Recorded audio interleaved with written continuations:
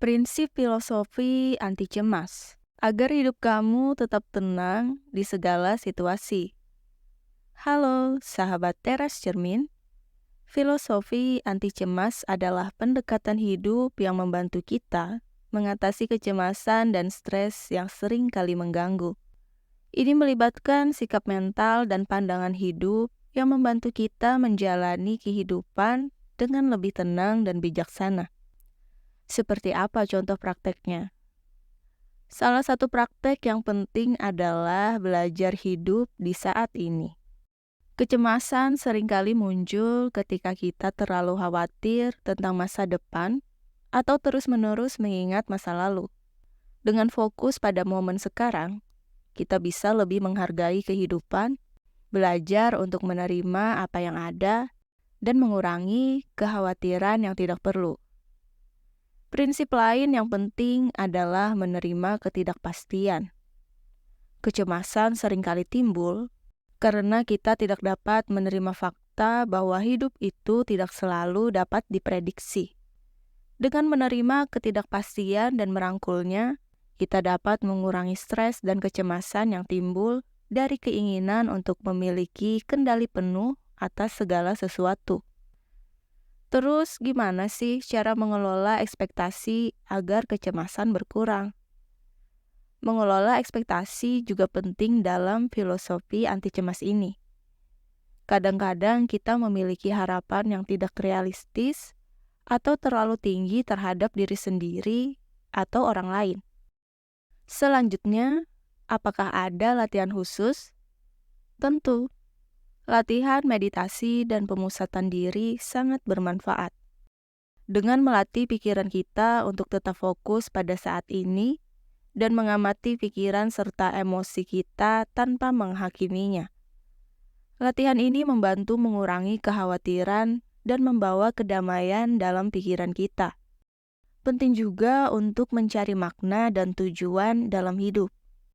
Ketika kita memiliki tujuan yang jelas dan hidup sesuai dengan nilai-nilai kita cenderung lebih bahagia dan lebih tahan terhadap kecemasan. Mengembangkan pemahaman yang lebih dalam tentang diri kita sendiri dan apa yang benar-benar penting bagi kita. Ini adalah langkah penting dalam mengurangi kekhawatiran yang tidak perlu. Kita kasih analogi nih. Bayangin kamu sedang berlayar di lautan yang tenang. Kapalmu meluncur dengan lembut di atas permukaan air yang jernih. Angin sepoi-sepoi menerpa wajahmu. Dan kamu merasakan ketenangan dan kedamaian di dalam hati.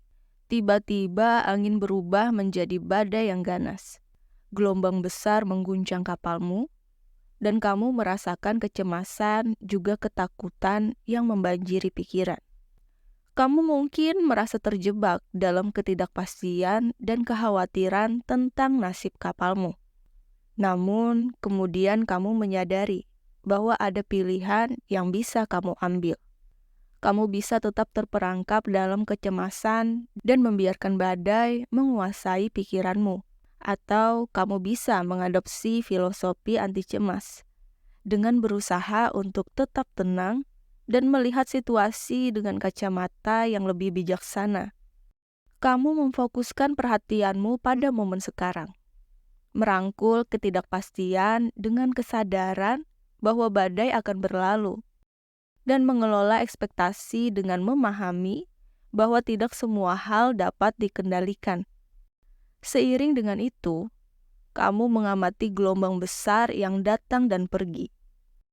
Tetapi kamu tidak membiarkan mereka menghancurkan semangatmu.